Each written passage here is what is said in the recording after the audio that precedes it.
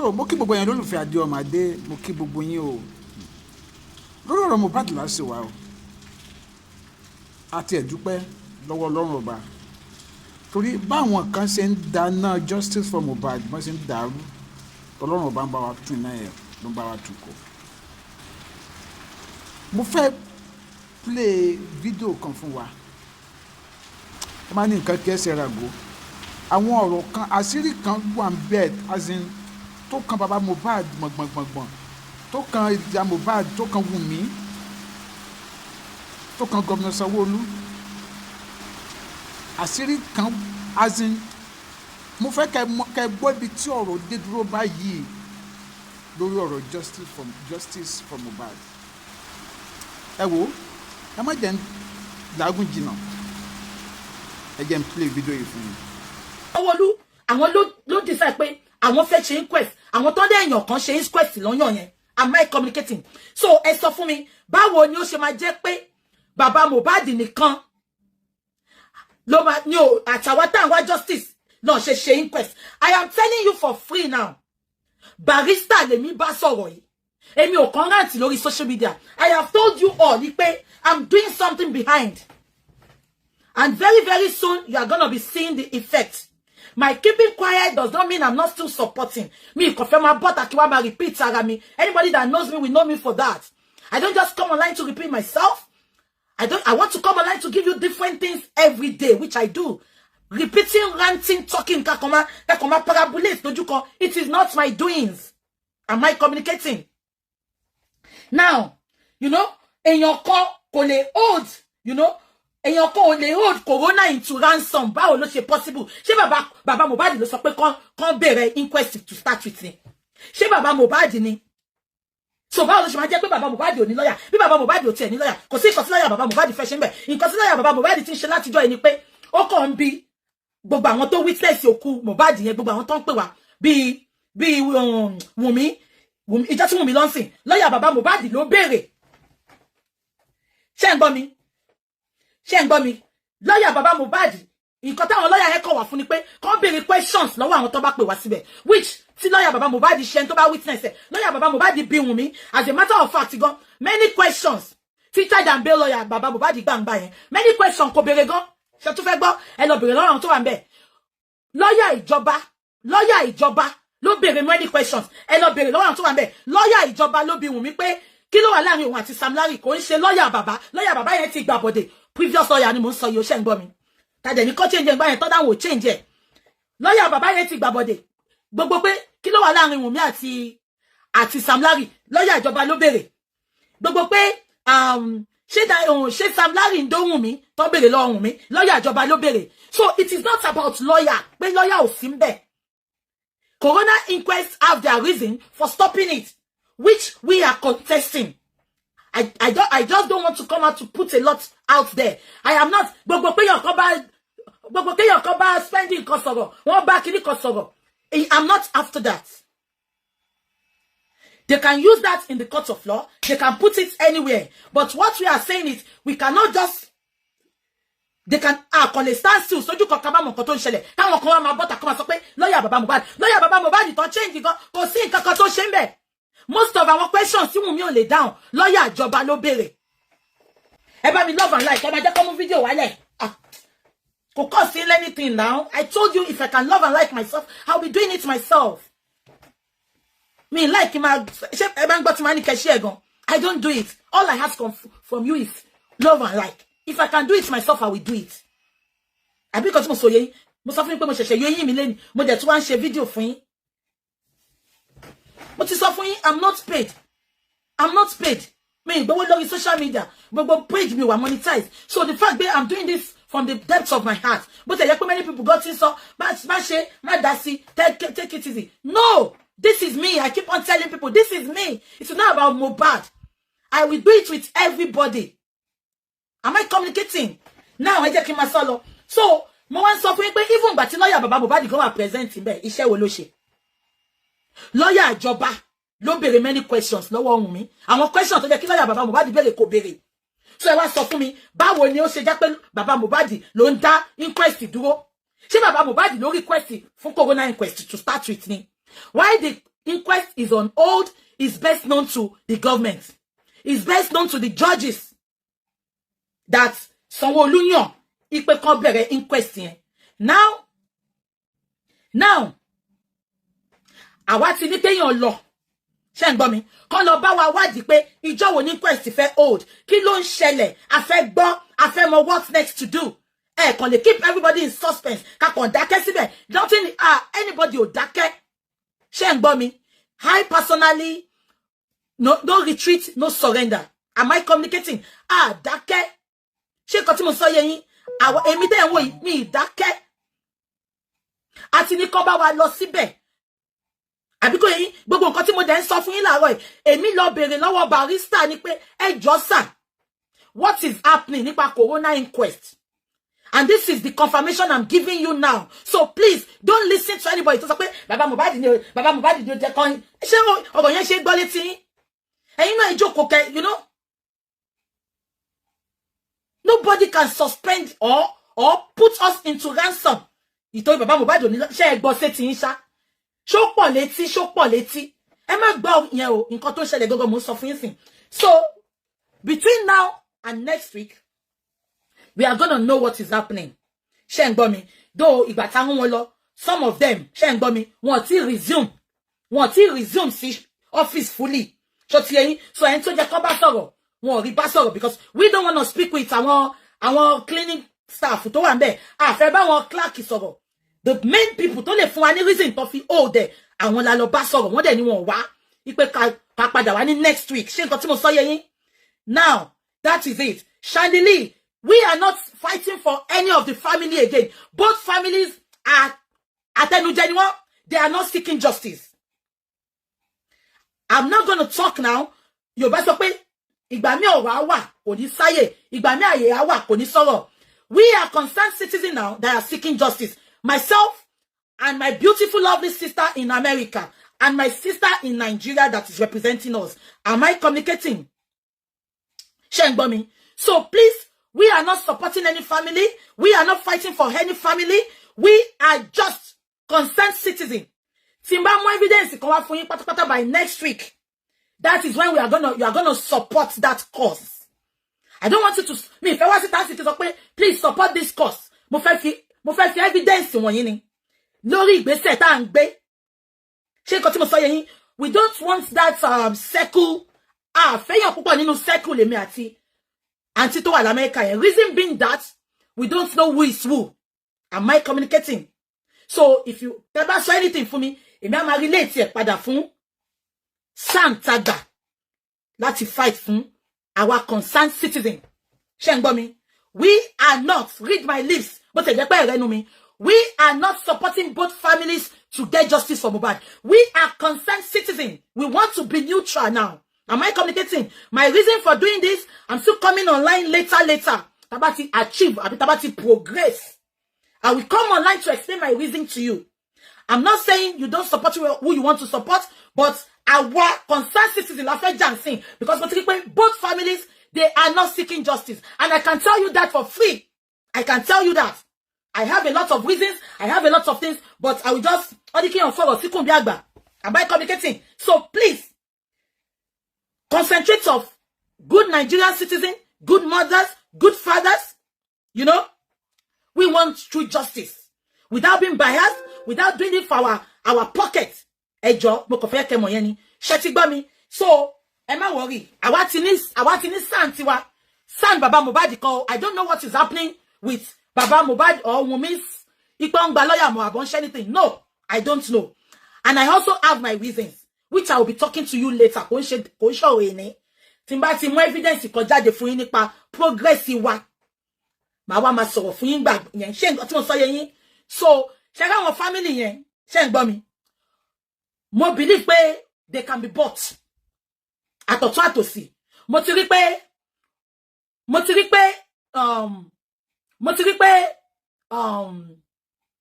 nǹkan ayé ó jọ wọ́n lójú ju ẹ̀mí ọmọ wọn tó sọnù lọ. But àwa tá ń wá justice, ṣé ń gbọ́ mi? Concerned citizen ní kẹ́mà sọ́nsì yo, mo jà fún mi, mo dẹ̀ jà fún Baba Mohbad yo. À ń jà fún justice for Mohbad. People thought immediately, Timbani support anybody, we are going to drop it. I'm not dropping it.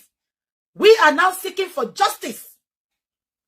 Concerned citizen, our neutral thing. Tomorrow. Wala wa ode ni jasasan lọ́dún tuntun. Am I communicating? Wala wo ni jasasan lọ́dún tuntun. Our concerned citizen la fẹ́ wá justice nsin. Abagbera wa ma gbé yín débẹ̀.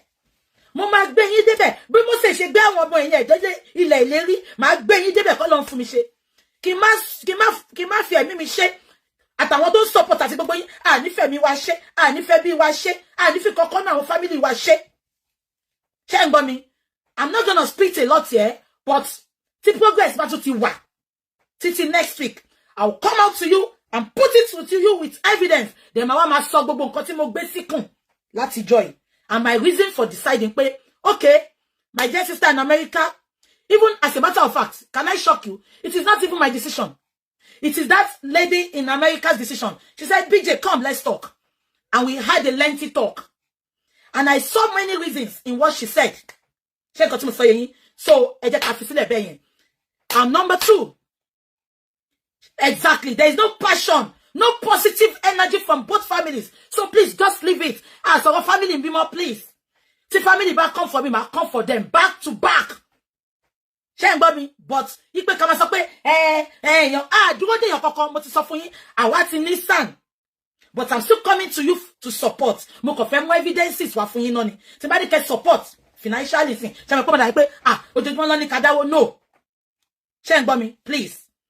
Mo fẹ́ fún yín evidence tó dẹ̀ ti wà lọ́nà. Evidence gan ti wà lọ́nà. Mo kàn fẹ́ gba full evidence. By next week, you will see that we, myself and that lady and all your support, we are not relenting. So tí bá rí pé mo dákẹ́, ẹjọ́ torí Ọlọ́run kò ṣe pé mo ti gbàgbé. Àbí kò yé yín? Please don't come and tell me that here. Somebody say, but you cannot do this without Baba. Let me now shock you. I have confirmed that I have spoken with a son. I was spoken with àwọn tó mọ̀ nípa law. Money, ìgbà tá ti rí pé àwọn both families here, they are doing hanky-panky. We, myself and that American auntie, we contacted a barrister in Nigeria. And we asked pé, àti rí pé àwọn both families wọ́n seek justice. Ṣé ń gbọ́ mi? Àti rí pé àwọn both families wọ́n seek justice. Ẹ jọ̀ọ́ sir. I've removed it. Mo sọ pé ẹ jọ̀ọ́ sir. Tí both families so by seek justice. Ṣé ló wà ní Nigeria tó yẹ pé our concerned citizen a lè seek justice. Wọ́n dẹ̀ sọ pé capital yes. Mo ní even táwọn family yẹn ò bá dá sí tọ́n bá fọwọ́ sí. Wọ́n ní yes. Because we are Nigerians, because we are concerned citizens, and the fair we ku yemo, àfẹ́ kéèyàn káwọn ọmọ wa kàn máa kú. Láìpẹ́ ọjọ́ kó dẹ̀ máa fi sábẹ́ carpet bẹ́ẹ̀. No, that is why. So immediately tó sọ pé we can do it. Fine. My sister in America is sent the payment. You know, we started it. Ṣé nípa ti sàwọn owó kan sí tá àdẹ̀ tí come láti wá béèrè lọ́wọ́ yìí. We cannot do it alone financially. But I am not asking for anything now. If I'm asking for anything, I will put that account down and my forward fee lawyer then. But not now. And to America, she has foot the bill for the barrister to start. We have foot the first bill for them to start, which is part of Nipa inquest at So we have confirmed it. Rant. I like action. Action. When we talk, we follow up. Ṣé mo want to believe pé ẹjọ́ wẹ́wẹ́ la komango lórí social media tó bá yá máa dákẹ́, èmi ò dákẹ́. Ṣé kò tí mo sọ yé yín? So exactly. Ṣé ń gbọ́ mi?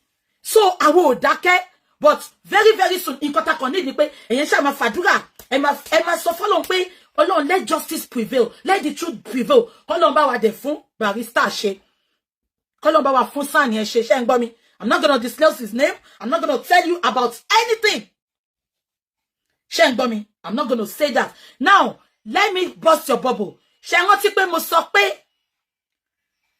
Mo mọ̀ yàn kan tó fẹ́ gba sand fún bàbá Mohbad ńgbà yẹn ṣé rántí. Mo ti sọ fẹ́ nìyẹn pé wọn ò fẹ́ sand yẹn mọ́ pé àwọn bàbá Mohbad sọ pé àwọn ti ní lawyer. So kò ń ṣe sand yẹn la fẹ́ lò sí yo. Ẹni tí mo ní kó bá mi gba sand fún bàbá Mohbad ló fẹ́ gbà fún. So I'm not going to him with a fair by Nigerians. No. So ẹ má rò bí pé sand tí mo fẹ́ gbà fún bàbá Mohbad la fẹ́ lò ń gbà yẹn. No. Ṣé ń gbọ́ mi? We are paying for this sand. We are doing everything.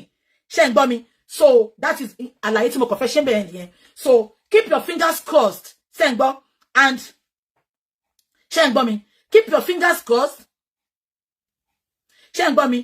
Keep your fingers crossed. Ṣé ń gbọ́ mi? And I will give you the latest. When èmi máa fẹ́ kí nǹkan yield. Kí n tó butter, kí n tó ṣàlàyé fún yín. Ṣé ń gbọ́ mi? So please keep your fingers crossed. We will get there. That is number 1. Number 2. Àwọn kan bẹ̀rẹ̀ nípa Bẹ̀rẹ̀kẹ̀tẹ̀. Àti ní good moves nínú yẹn náà. Bẹ̀rẹ̀kẹ̀tẹ̀, wọ́n pick gbogbo phone wọn. Ṣé nǹkan tí mo sọ yín? But luckily for my auntie in Nigeria, wọ́n text one of the numbers ní last week. Ṣé wọ́n ti pé mo sọ fún yín? Number yẹn dẹ̀ sọ pé Àjẹ̀bí Bẹ̀rẹ̀kẹ̀tẹ̀ náà ṣé ń gbọ́ mi. Ó sọ pé yes. We as a citizen of Nigeria, ṣé ń gbọ́ mi? Mo ti gbọ́ Olúwa ṣe o. We as a citizen of Nigeria, ṣé ń gbọ́ mi? We can seek for justice. A lè gbé complaint yẹn lọ sọ́dọ̀ Bẹ̀rẹ̀kẹ̀tẹ̀, which tí ìgbà tí mo sọ fún bàbá Mohbad àti ẹ̀gbọ́n wọn gbà yẹn pé kó jẹ́ ká lọ sí Bẹ̀rẹ̀kẹ̀tẹ̀.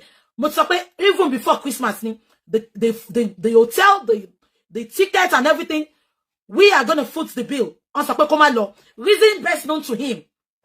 Gbogbo báyẹn mo ti feel upset. We are finding justice. Just because we are depending on you, we are respecting you as a family, does not make you to tell us no. This is not a matter of people I'm controlling. We are not controlling anybody. But we need to move. Kàn lè dákẹ́ ká dákẹ́ síbẹ̀. Ìgbà tí wọ́n lè sọ pé kàn lọ sọ́dọ̀ Bẹ̀rẹ̀kẹ̀tẹ̀ tán sọ pé no. You know, many things, I'm not going to talk about it now. I'm going to come out again to talk about it. Tá bá ti rí progress nínú nǹkan táwa ṣẹ̀ṣẹ̀ dáwọ́lé. Ṣé ń gbọ́ mi? Now, kí ni wọ́n fẹ́ fàyọ? So wọ́n ti contact Bẹ̀rẹ̀kẹ̀tẹ̀ náà. Bẹ̀rẹ̀kẹ̀tẹ̀ sọ pé concerned citizens, we can come and seek for justice. And they are going to invite every damn person.